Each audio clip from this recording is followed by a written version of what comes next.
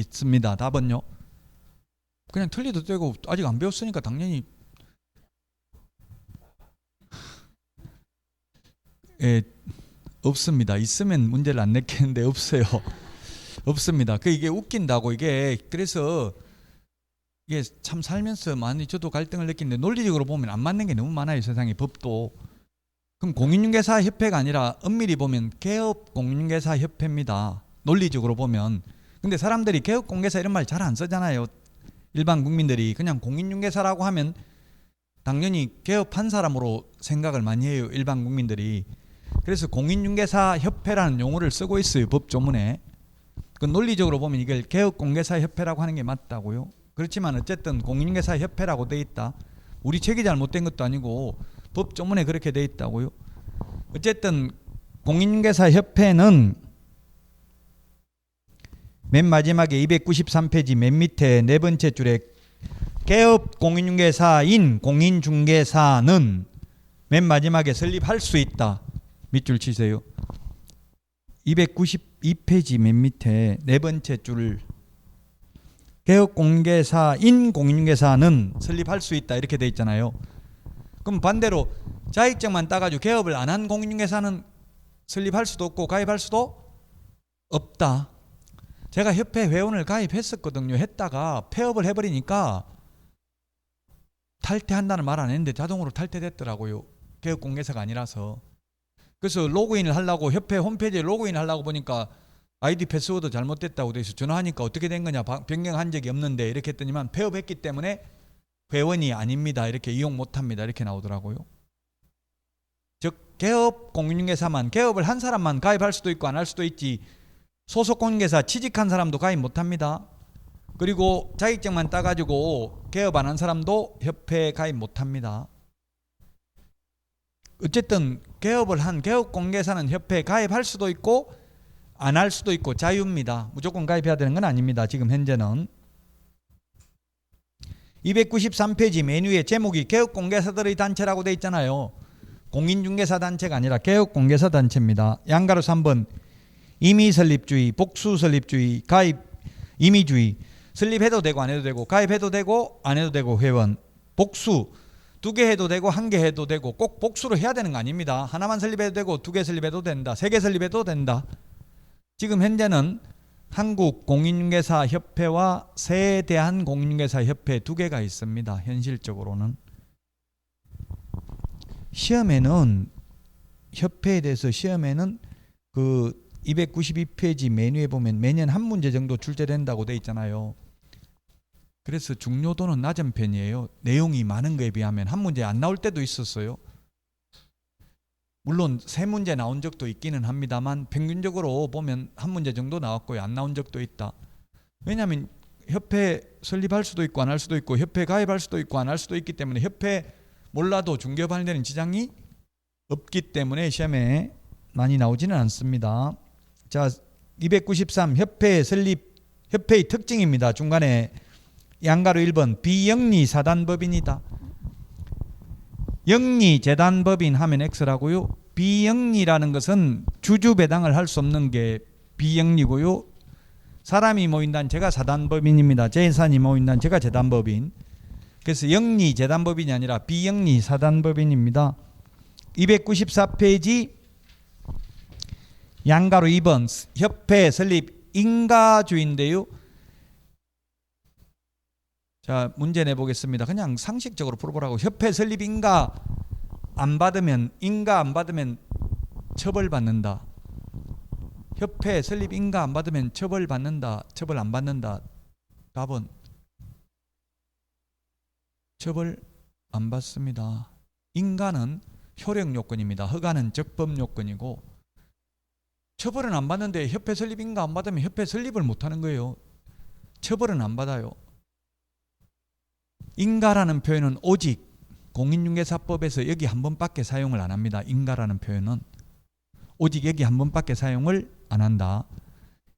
허가라는 말은 없습니다. 공인중개사법에 허가라는 말은 아예 없습니다. 인가는 오직 협회 설립 인가 한 번밖에 없습니다. 자, 그러면 협회 설립 절차를 보면 발기인 300명 이상 양가로 1번, 3번에 양가로 1번 300명 이상 발기인이 되어 창립총회를 해야 되고요. 창립총회를 거친 후 설립 인가받아서 설립 등기함으로써 성립합니다. 시험에 협회 설립 인가받으면 협회는 성립한다. X로 출제됐습니다. 등기라는 공시방법을 갖춰야 됩니다. 왜? 법인이기 때문에 법인은 법적으로 사람이죠. 법적으로 사람이 되려면 등기라는 공시방법을 갖춰야 돼요. 우리 민법에 보면 인에는 자연인과 법인이 있습니다. 자연인과 법인이 있는데 자연인은 숨을 쉬는 사람, 법인은 법적으로 사람이죠. 법적으로 사람이라는 걸 나타내려면 공시를 해야 된다고. 공시법, 공적인 장부에 공개 표시하는 걸 공시라고 합니다. 그래서 등기를 해야만 비로소 법인이 된다고요. 그 민법 시험에 민법 사법고시에 이런 게 나온 적이 있습니다. 법인이 소유하는 거는 법인 단독 소유다, 공유다, 합유다, 총유다. 답이 뭡니까? 아직 민법에서 공유, 합유, 총유 안 했어요? 했어요. 그럼 뭐냐고. 이게 법인이 소유하는 거는 법인 단독 소유다, 공유다, 합유다, 총유다. 답은 총유가 아니고 단독 소유라고 적어놨네요. 단독 소유입니다. 사법고시에 이렇게. 괜찮아요. 지금 자꾸 틀려봐야 돼. 제가 뭐 모욕감을 들려고 질문하는 거 아니에요. 자꾸 틀려보고. 소크라테스 이후에 가장 뛰어난 교수법이 문답법이라고 했어요. 묻고 답하고 이걸 반복하다 보면 기억에 오래 남는다는 이야기예요. 그러니까 자꾸 틀린, 그냥 가슴속에 있는 그대로 대답하는 게 좋아요. 건강에도. 자꾸 반대로 대답하려면 스트레스만 받아요. 자꾸 틀려봐야 된다고. 이게 사법고시 시험에 나왔다고요. 단독 소유라고. 등기된 법인은. 근데 등기 안 된 법인, 비법인 사단, 문중, 종중, 등기가 안 돼 있으면 그게 총유입니다. 교회 같은 것도 큰 교회는 다 등기돼 있어요. 한 200명 정도도 신도가 안 되는 교회는 등기 안 돼 있지만 큰 교회는 등기돼 있다고요. 어쨌든 등기돼 있는 법인은 법인 단독 소유다. 결론은 등기해야만 협회에 성립하는 거지 인가받으면 성립한다. X입니다. 자, 인원수 숫자가 출제됐는데요. 인원수 숫자가 발기인은 몇 명이라고 되어 있어요? 발기인은 300명 이상, 창립총회는 600명 이상이 참석을 해야 되고요. 이 600명은 서울에서만 몽땅 다 참석하면 안 되고 서울에서 100명 이상, 그 다음에 광역시 및 도에는 20명 이상이 참석을 해야 됩니다. 시험에 다음 가로 안에 들어가야 될 숫자로 바르게 연결된 것은 이렇게 출제됐다고요. 기출문제. 그리고 광역시 및 도는 우리나라에 15개입니다. 광역시 및 도지 시도라고 하면 안 돼요. 시도라고 하면 서울도 포함돼요. 시도라고 하면. 공법에서도 보통 시도라고 하면 특별시, 광역시, 도, 특별자치도를 줄여서 시도라고 하죠. 시도가 아니라 광역시 및 도라고요. 즉 특별시는 따로 빠져나갔잖아. 100명. 그럼 전국에 600명인데 서울에서만 몽땅 600명 다 참석하면 안 되고 전국에 골고루 분포되어야 한다고요. 이게 얼마입니까? 300명. 300명이잖아. 300명. 서울에서 100명 하면 400명은 전국에 골고루 분포되어야 하고 나머지 200명은 어디에서 참석하든 상관이 없다는 이야기입니다. 자, 그 다음에 295페이지 협회의 조직인데 양가로 2번 주된 사무소, 양가로 3번 지부지회인데 주된 사무소는 옛날에 서울특별시에 주된 사무소를 두어야 한다 이런 규정이 있었는데 삭제됐습니다. 지방 분권화 정책에 의해서 어디에 두든 상관없습니다. 근데 현실적으로 지금 협회 세대한공인중개사협회는 왕십리에 있고요. 한국공인중개사협회는 서울특별시 관악구 옛날에 봉천팔동이었는데 아마 지금 봉천팔동이 무슨 삼성동인가 이런 식으로 이름이 바뀌었어요. 서울에 있기는 합니다. 그러나 시험에 주된 사무소 서울에 두어야 한다 하면 X입니다. 지금 우리 책에 서울에 두어야 된다, 어디에 두어야 된다 이런 말 아무 말 없죠? 어디에 두어야 된다는 규정 없잖아요 지금. 그래서 시험에 나왔다고요. 주된 사무소는 서울에 두어야 한다. X로 출제됐다고요. 제가 왜 자꾸 시험에 나왔다는 걸 강조하냐면은 출제위원들은 2주 정도 합숙을 하는데 1주 정도 교육받는 게 기출문제 범위 내에서 내라. 엉뚱한 거 내지 말고 검증받은 문제를 내라. 이걸 계속 강조한대요. 그래서 기출문제를 33년 동안 33번 나온 걸 분석해보면 똑같은 패턴이 계속 조금씩 말만 바꿔가지고 나온다고요. 그 출제됐던 부분에 계속 나오기 때문에 자꾸 기출문제를 말씀드리는 거예요. 기출문제가 그래서 가장 중요하다. 그 다음에 양가로 3번 지부, 지회입니다. 시도에 두는 것을 지부, 시군구에 두는 것을 지회라고 합니다. 우리 공인중개사 법령시험에 자치구에 하나다 하면 무조건 X입니다. 자, 그러면 시도에 두는 게 지부. 지금 그럼 경기도에는 지부를 한 개만 두어야 할까요? 경기도에 지부를 여러 개 두어도 될까요? 둘 중에 하나 답인데 답은 시험에는 안 나왔어요. 그냥 이해를 돕기 위해서 여러분들한테 말씀드리는 거예요. 경기도에 한 개만 두어야 한다. 여러 개 두어도 상관없다. 답은 한 개만 두라는 말 없잖아요. 그냥 시도에 지부를 둘 수 있다. 정관이 정하는 바에 따라 두 개 둘 수 있다. 세 개 둘 수 있다. 이런 말 없다고요. 그러니까 마음대로 둘 수 있어요. 두 개 두든 세 개 두든 상관없어요. 지금 현재 한국공인중개사협회는 경기도와 서울은 지부가 4개입니다. 경기 동부는 동부지부는 성남에 있고요. 서부지부는 안산에 있고요. 남부지부는 수원에 있고 북부지부는 일산에 있어요. 고양시에 있어요. 일산 동구에. 4개 가능해요. 그냥 둘 수 있다고 돼 있지 한 개만 두라는 말은 없잖아요. 자, 그다음에 자 고양시인데 고양시의 경우에는 구가 몇 개가 있어요? 구가 3개가 있죠. 일산 동구, 일산 서구, 덕양구 있으면 각각 지회 둘 수 있습니다. 고양시 전체 한 개가 아니라 구별로 둘 수 있다고 구만 있으면 수원시 같으면 구가 4개 있으면 4개 각각 둘 수 있어요. 구별로. 자치구에 하나는 게 아니라고요. 비자치구도 지회 둘 수 있습니다. 정관이 정하는 바에 따라 둘 수 있습니다. 동그라미 2번 지부 지회를 설치한 때에는 밑줄 치세요. 설치한 때에는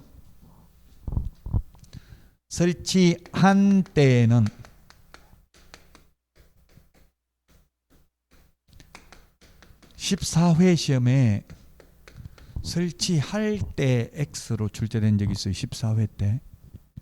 사후 신고라고요. 사전 신고가 아니고 설치할 때 미리 신고하는 게 아니라 설치한 때 신고해야 된다. 사후 신고입니다. 자, 협회 296페이지 고유 업무가 있는데요. 그 고유 업무 중에서는 동그라미 3번만 밑줄 치십시오. 회원 자질 향상을 위한 지도와 교육. 그 다음에 동그라미 5번 부동산 정보 제공에 관한 업무. 그 다음에 동그라미 6번 공제사업. 요 3개 밑줄 치시고요. 특히 3번 교육은 교육인데 회원 자질 향상을 위한 지도와 교육은 고유 업무입니다. 정보 제공 업무가 뭐냐면 정보망이거든요. 정보망. 지금 그래서 한국공인중개사협회에서는 한방 PC 버전이라는 정보망을 운영하고 있어요. 한방 스마트폰 어플리케이션은 그 정보망이 아닙니다. 스마트폰 어플리케이션은 일반 국민들도 매물을 볼 수 있으니까 정보망이 아니라고요. 정보망은 앞에서 했는데 기억이 안 날지 모르지만 정보망은 개업 공인중개사 상호 간에 정보를 교환하는 체계가 정보망이라고 했어요. 네이버 부동산, 직방, 다방, 호갱노노 이런 거는 정보망 아닙니다. 일반 국민들도 매물 볼 수 있잖아요. 그건 정보망 아니다. 개업 공개사 아이디 패스워드를 통해서 볼 수 있는 게 정보망이다. 그래서 정보망 운영할 수 있습니다. 5번. 6번 공제사업.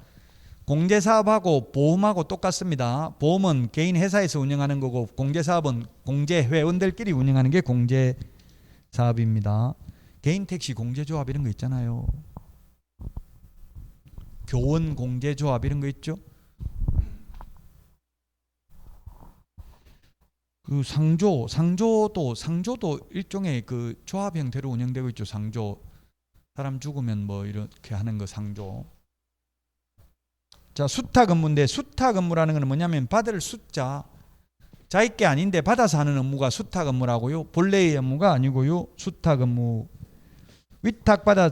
그래서 위탁, 수탁은 정반대말입니다. 근데 시험에는 수탁 업무, 위탁 업무가 같은 의미로 나올 수가 있어요. 예를 들면 회원 자질 향상을 위한 지도와 교육은 고유 업무라고 했는데 실무교육, 연수교육, 직무교육은 거기 세 번째 줄에 보면 수탁 업무고요. 그 다음에 시험 시행 업무입니다. 시험 시행도 시도지사가, 그 다음에 실무교육, 연수교육도 시도지사가 하는 업무고요. 직무교육은 시도지사 또는 등록관청이 하는 업무인데 맡기는 쪽에서 보면 위탁 업무, 협회 쪽에서 보면 수탁 업무가 되겠죠. 시험도 원래는 시도지사가 실시해야 되는데 공기업, 준정부기관, 협회에 위탁할 수 있거든요. 지금은 준정부기관인 산업인력공단에 위탁이 되어 있습니다. 자, 공제사업입니다. 공제사업 297페이지 양가로 2번 공제규정 제정하여 국토부 장관 승인받아야 됩니다. 동그라미 1번. 공제사업 안 해도 되는데 하려면 공제규정을 제정하여 국토부 장관 승인받아야 되고요. 동그라미 2번에 보면은 공제규정의 내용에는 298페이지 맨 위에 네 번째 줄에 공제료 수입액의 100분의 10 이상 책임준비금 밑줄 치세요. 책임준비금 적립비율 네 번째 줄에 공제료 수입액의 100분의 10 이상입니다. 우리 핵심 비교 적립 프린터 56번에 10분의 1에 동그라미 4번에 있습니다. 공제료 수입액의 100분의 10 이상입니다. 시험에는 협회 총 수입액의 100분의 10 이상 X로 출제됐습니다. 협회 총 수입액이 아니라 뭐라고요? 공제료 수입액. 협회는 공제료 수입액 외에도 협회 회비도 6,000원 받고요, 한 달에. 그 다음에 또 그 실무교육, 연수교육 이런 거 받으려면 교육비도 내거든요. 그런 거 빼고 무슨 수익이라고요? 총수입액, 총수입액 X 적어놓으세요. 총수입액.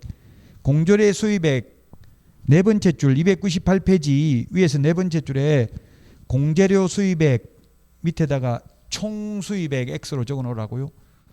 총수입액의 100분의 10 이상이 아니라 공제료 수입액의 100분의 10 이상 이렇게 시험에 출제를 했다고요.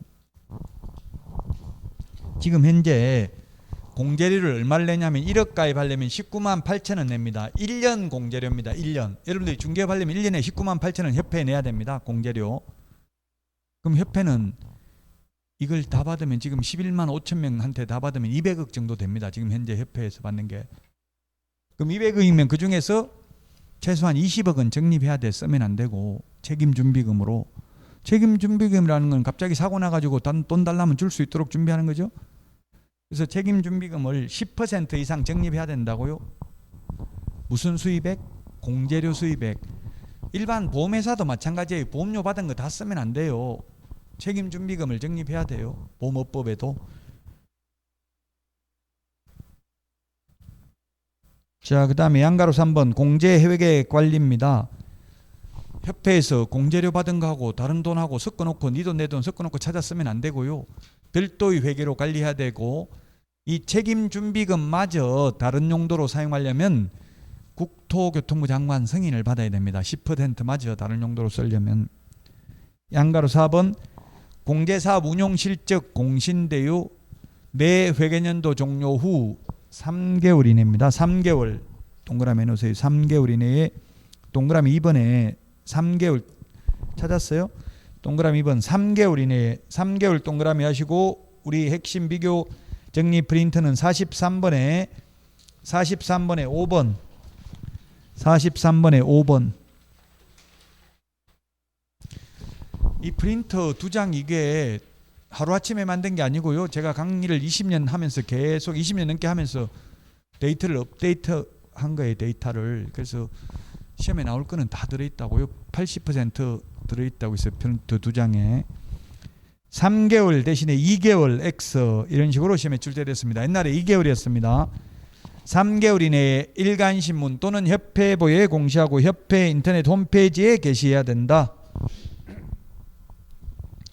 동그라미 3번 위반 시 500만 원 이하의 과태료라고 돼 있는데요. 협회는 처벌 규정이 오로지 500만 원 이하의 과태료 하나밖에 없습니다. 협회 설립 인가 받았는데 인가 취소도 없습니다. 행정처분 없습니다. 아예. 징역 벌금 없습니다. 100만 원 과태료 없습니다. 협회 잘못하면 오로지 500만 원 이하의 과태료 하나밖에 없습니다. 협회는 오직. 자, 그 밑에 협회의 각종 의무사항이 있는데 보고는 총회 의결 내용은 지체 없이 국토부 장관에게 보고해야 되고요. 협회 설립은 국토부 장관 인가받아야 됩니다. 그 다음에 승인은 공제규정 제정하에 승인받아야 되고 책임준비금 다른 용도로 쓰려면 국토부 장관 승인받아야 되고요. 지부, 지회 설치할 때가 아니라 설치한 후라고 돼 있죠. 제가 사후 신고라고 했잖아요. 사전 신고가 아니고 신고는 사전 신고인지 사후 신고인지를 주의하셔야 됩니다. 앞에 우리 공부한 것 중에서 휴업 신고, 폐업 신고, 재개 신고, 변경 신고는 사전 신고 미리 해야 되고요. 사무소 이전 신고는 이사 가고 나서 우리 전입 신고 한다고 했잖아요. 사후 신고입니다. 10일 이내에. 신고는 사전인지 사후 신고인지를 주의해야 돼. 그러나 허가, 승인 받는 거, 인가 받는 거 이런 거는 다 사전에 받아야 되겠죠? 미리 받아야 됩니다. 신고는 사후 신고도 있습니다. 공제운영위원회입니다. 공제운영위원회 299페이지 메뉴에 협회 공제운영위원회를 둔다. 동그라미 1번 맨 뒤에 둔다. 둘 수 있다. X입니다. 이 왜 공제운영위원회를 두게 됐냐 하면 옛날에 없었거든요. 최근에 신설됐는데 두게 된 이유가 협회에서는 제가 아까 200억 받아가지고요. 공제료를 지금 100억 정도 손해배상이 나가고 있습니다. 그럼 협회에서는 적자라고 하겠어요? 흑자라고 하겠어요? 200억 받아가지고 100억이 공제금을 지급했다면 네? 틀려도 된다고 그냥 말해보라고 나오는 대로 흑자냐 적자냐 둘 중에 하나 답이에요. 50% 답이라고요. 네, 완전 적자라고 하는 거예요. 협회에서는. 왜 그러냐 물어보니까 책임준비금 10% 20억 모아놓고 나머지 다 썼는데 지금 80억 적자다. 이렇게 주장하는 거예요. 맞아요. 그게 왜냐하면 실제로 그 지회, 각 시군구별로 있는 지회에 그 직원들 한 명씩 월급 최저임금 줘요. 한 200만 원 정도 준다고. 옛날에 180만 원 주던데 지금은 한 200원 넘을 거예요. 최저임금이 200원 되잖아요. 월급 주고 이러려면은 그 돈 다 써버렸다고요. 근데 100억이나 나갔으니까 적자라고 하는 거예요. 그래서 공제료 올려달라고 하는 거예요. 협회에서는 국토부에. 그러니까 국토부에서 도대체 돈을 어떻게 쓰길래 적자냐 이걸 지도 감독하기 위해서 공제운영위원회라는 걸 둘 수 있다가 아니라 둔다. 제가 다음에 그 위원회 비교하는 걸 내드릴 텐데요. 위원회라는 표현이 나오는 게 공인중개사, 법령 등에 6개 위원회가 있습니다. 우리나라에 위원회가 한 600개 정도 있습니다. 그 중에 지금 우리 시험에 나올 수 있는 위원회가 6개 정도 있다고요. 앞에 했던 게 공인중개사 정책심의위원회는 국토부에 둘 수 있다. 근데 공제운영위원회는 둔다. 자, 2번 그 위원 숫자는 19명 이내입니다. 19명 이내. 19명 이내입니다. 공인중개사 정책심의위원회는 7인 이상 11명 이하였죠. 공제운영위원회는 19명 이내고요. 자, 그 다음에 양가로 2번 네, 동그라미 2번에 보면 운영위원회는 성별을 고려하여 다음 사람으로 구성한다. 이 경우 니언 및 디귿에 해당하는 위원수는 전체 위원수의 3분의 1 미만이다. 니언이 협회 회장, 디귿이 협회 이사회가 협회의 임원 중에서 선임하는 사람이 3분의 1 미만이어야 한다.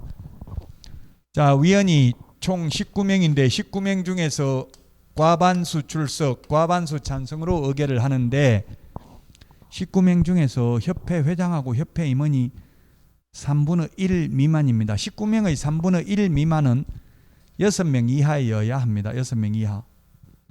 그럼 협회 사람들이 다 반대를 해도 외부위원이 찬성해버리면 통과시킬 수 있겠죠?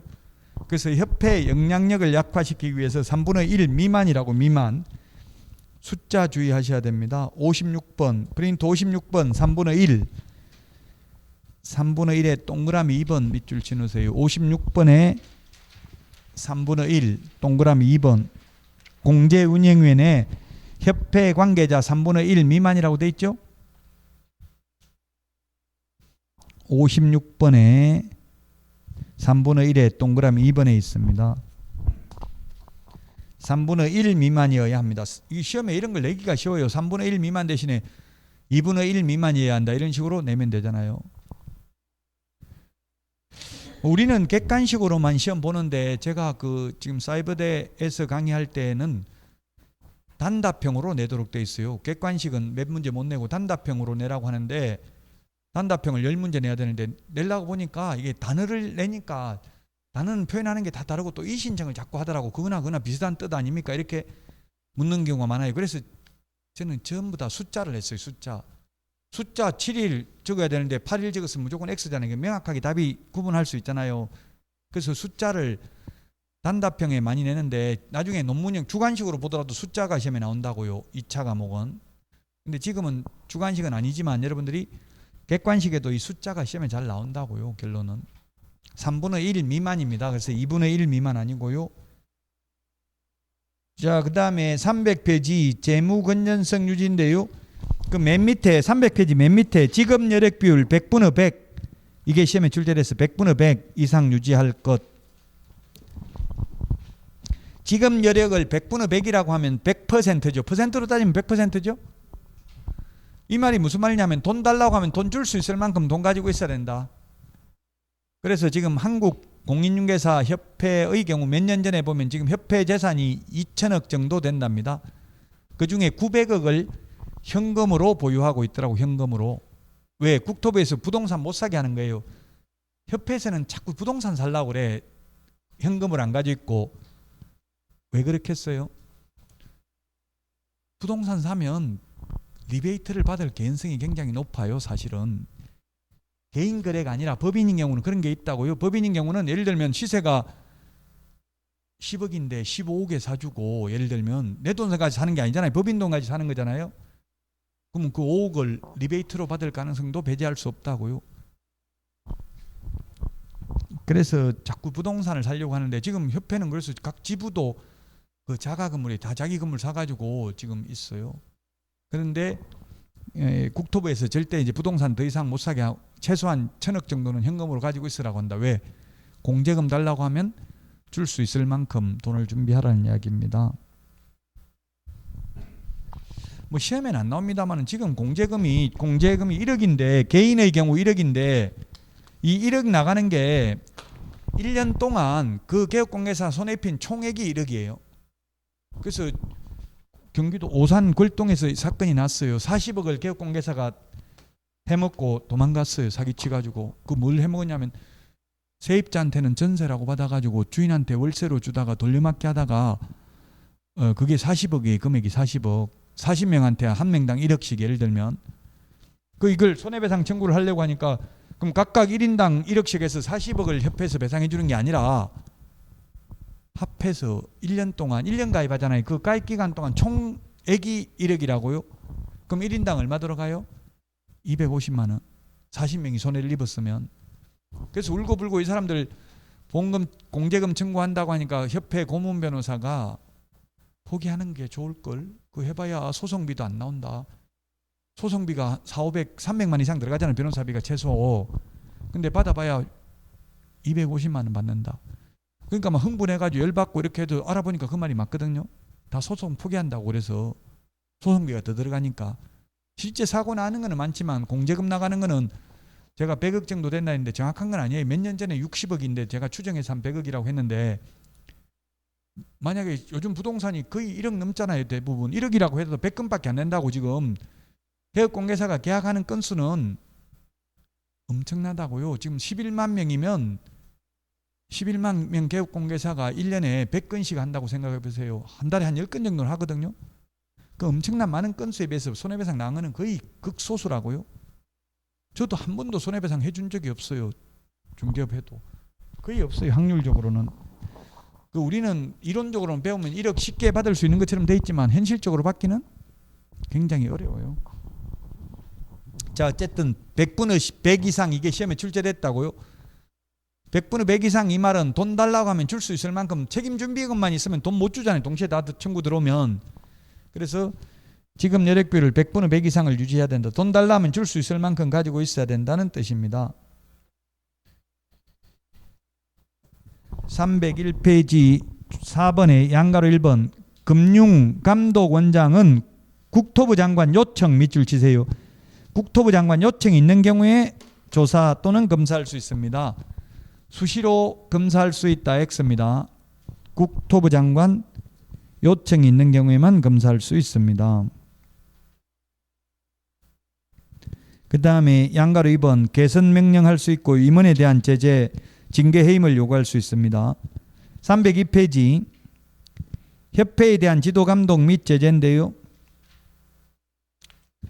오로지 협회에 대한 지도 감독은 누가 한다? 협회에 대한 지도 감독은 2번에 보면 감독권자 및 감독 대상자, 협회에 대한 감독권자는 오직 국토교통부 장관뿐. 그 밑줄 쳐놓으세요. 그래서 우리 프린터 12번에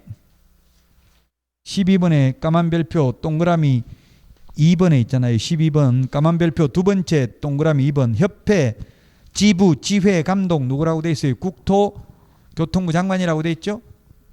협회에 대한 지도 감독은 오직 지부 지회라 하더라도 국토교통부 장관이다. 303페이지 협회 위반했을 때는 오로지 뭐라고 했습니까? 500만 원 이하의 과태료 하나밖에 없다고 했죠. 협회가 위반 행위하면 500만 원 이하의 과태료 하나밖에 없습니다. 지금 그 밑에 문제 보도록 하겠습니다. 문제를 풀어보면 또 이게 내용을 다시 더 기억할 수 있어요. 1번 아까 제가 서울에 주된 사무소 두어야 한다. X라고 했죠. 어디에 두든 상관없다고 했잖아요. 그 다음에 뭐라고 했습니까? 협회는 비영리 사단법인이라고 했죠. 아까 영리 재단법인 X라고 했잖아요. 비영리 사단법인이기 때문에 민법 중 조합에 관한 규정을 준용하는 게 아니라 사단법인에 관한 규정을 준용합니다. 준용한다, 적용한다 같은 말이죠. 비영리 사단법인이라고 했잖아요. 그래서 조합에 관한 규정이 아니라 비영리 사단법인에 관한 사단법인에 관한 규정을 준용합니다. 그 다음에 디귿 정관으로 정하는 바에 따라 시도의 지부를 시군구의 지회를 둘 수 있죠. 그 광역시 서울 부산광역시 인천광역시의 지부 둘 수 있습니다. 그 다음에 리얼의 책임준비금 10% 최소한 적립해야 되는데 그것마저 다른 용도로 사용하려면은 국토부 장관 승인 얻어야 됩니다. 맞고요. 미음은 책임준비금 적립비율은 아까 제가 총수입 X 뭐라고 했어요? 공재료 수입액의 100분의 10이라고 아까 밑에 총수입 X라고 적었죠? 이런 식으로 시험에 나온다고. 시험에 나오는 걸 보면 뭘 공부해야 될지 느낌이 오잖아요. 이렇게 시험에 출제되는 부분을 공부해야 된다고요. 제가 책을 다 안 읽어도 시험에 나오는 거는 거의 다 이야기를 한다는 이야기예요. 자, 그 다음에 304페이지 교육제도인데요. 교육제도는 우리 프린터 53번에 있습니다. 53번에 프린터에 보니까 교육제도 5개를 적어놨습니다. 제가 이 5개 교육의 강사를 다 해봤습니다. 실제로 저는. 지금도 여러분들이 동국대학교 공인중개사 실무교육 인터넷 이렇게 치보면 사이트 나옵니다. 동국대학교 공인중개사 실무교육 치보면 사이트 나오고요. 거기에 제가 지금 강사로 되어 있습니다. 지금 현직 강사입니다. 지금 현재도. 그래서 지금 교육제도는 뭐 저는 교육을 다 해봤기 때문에 아는데 이제 여러분들은 처음 보니까 좀 어려울 수 있는데 5개 교육이 있습니다. 5개를 비교해야 되는데요. 맨 위에 연수교육하고 맨 처음에 있는 53번 프린터 맨 마지막에 있는 거래 사고 예방교육 요거는 현직에 근무하는 사람들 현업에 종사하는 분들이 일단 받는 교육입니다. 근데 가운데 있는 3개는 사전교육입니다. 사전교육 미리 받아야 됩니다. 직무교육 그 다음에 중개실무교육 매수신청대리 실무교육 요 3개는 개업하거나 취직하기 전에 미리 사전에 받아야 되는 교육이라고요.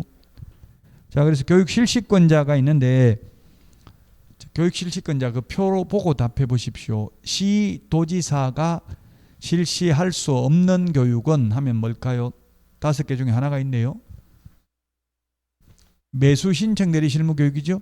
매수 신청 대리 실무 교육은 법원 행정처장이 지정하는 교육기관에서 받아야 됩니다. 법원 행정처장인데 시험에 지방법원장이 지정하는 교육기관에서 받아야 되는데 X로 출제된 적이 있습니다. 매수 신청 대리 실무 교육은 법원 행정처장이 지정하는 교육기관에서 받아야 됩니다. 근데 연수교육, 직무교육, 중개실무교육은 원래 시도의사 그리고 직무교육은 시도의사 또는 등록관청인데 위탁할 수 있다고요. 대학, 전문대, 협회, 공기업, 준정부기관. 그래서 지금 제가 하고 있는 동국대 공인중개사 실무교육, 한양대, 건국대 위탁돼 있고요. 열린사이버대 이런 데도 위탁돼 있습니다. 그 현실적으로는 그 수탁기관인 대학이나 협회에서 교육을 하고 있습니다. 원래 시도의사가 해야 되는데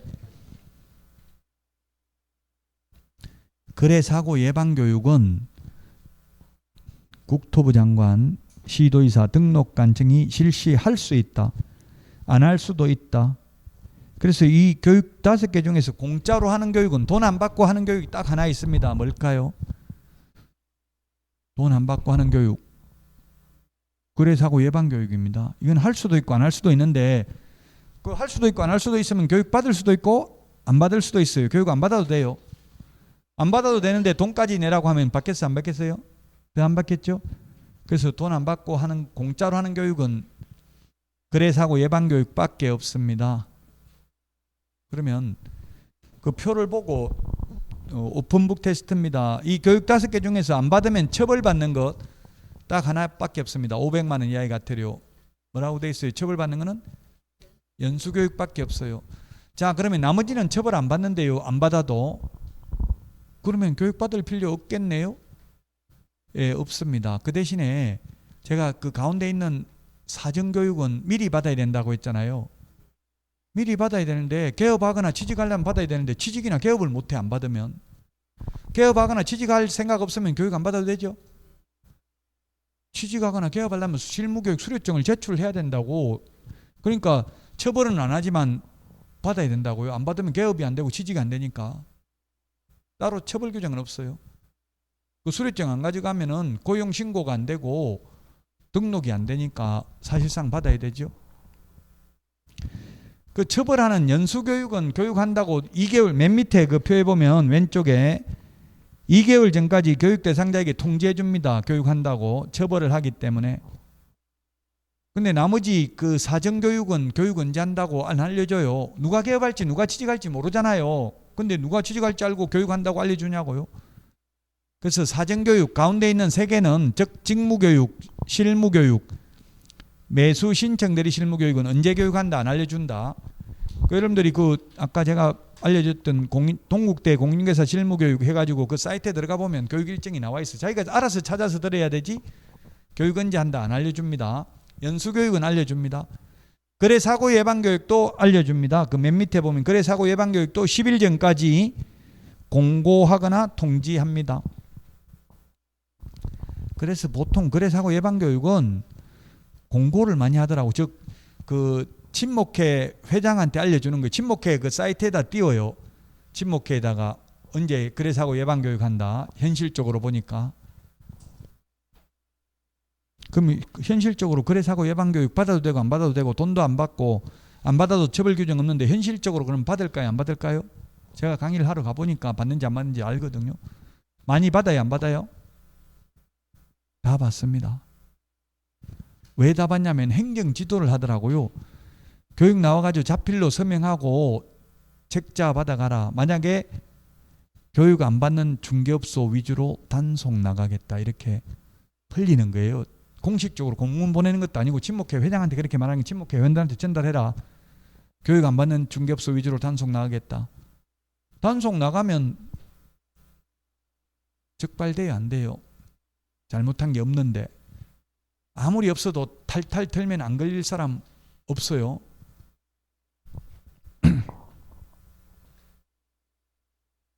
누구든지 탈탈 털면 다 걸릴 수밖에 없다고 현실적으로. 그러니까 여러분들 현업에 가서 보면 친목회에서 이제 문 닫고 도망가라 단속 떴다 이렇게 연락 오면 도망가야 돼 안 가야 돼? 잘못한 거 없는데. 잘못한 거 없어도 무조건 가야 되더라고요. 제가 안 가고 있다가 당했어요. 난 죄진 거 없다 했는데 탈탈 트니까 나오더라고. 아무리 죄진 거 없다 생각해도 도망가라고 하면 가야 돼요. 현업에서는. 자, 교육 대상자 한번 보겠습니다. 그 표에서 교육 대상자를 보면 연수교육은 개업공개사와 소속공개사만 받습니다. 자격증 있는 사람만 받습니다. 2년에 한 번씩.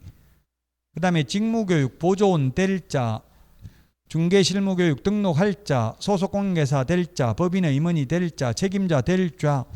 그 다음에 매수신청대리 실무교육은 매수신청대리인 등록을 할 자입니다. 될 자라고 적어놨는데 이게 미리 받아야 된다. 사전교육이라는 뜻이죠. 개업하거나 취직하기 전에 미리 받아야 된다고요. 받고 수료증을 제출해야 돼요. 개업하려면. 그래서 되고 나서 받는 게 아니라 소속공개사 되기 전에, 개업공개사 되기 전에 실무교육 받아야 됩니다. 교육 내용은 연수교육은 법제도의 변경사항, 그 다음에 중개실무교육은 법률 지식, 요것만 밑줄 치시고요. 이것만 차이가 있고 나머지는 똑같죠. 부동산 중개 및 경영실무, 지급윤리는 똑같습니다. 자, 그러면 5개 교육 중에 지급윤리가 교육 내용에 포함되어 있지 않는 것은 뭡니까? 지급윤리가 없는 것. 거래사고 예방교육이죠. 거래사고 예방교육만 지급윤리가 명시적 규정이 없고요. 나머지는 다 지급윤리가 있습니다. 교육 시간이 없는 건 뭡니까? 그러면 거래사고 예방교육만 교육 시간이 없고요. 교육 시간 가장 짧은 게 보조원 될 사람, 자격증 없는 사람, 실장으로 취직할 사람이 받는 직무교육은 3시간 이상 4시간 이하.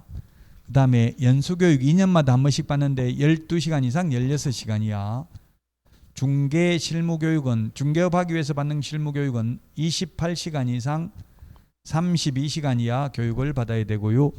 가장 긴 게 매수신청대리 실무교육, 입찰대리 하려면은 32시간 이상 44시간 이하 교육받아야 됩니다. 이거 시험에 한 문제 반드시 나오는데 교육시간까지 다 기억해야 돼. 박스 안에 있는 건 다 기억해야 된다고요. 한 문제 출제됩니다. 교육까지 했고요. 그 다음에 이제 보충적 규칙, 보칙인데요. 310페이지 보칙, 보충적 규칙인데 보칙부터는 쉬었다가 하도록 하겠습니다.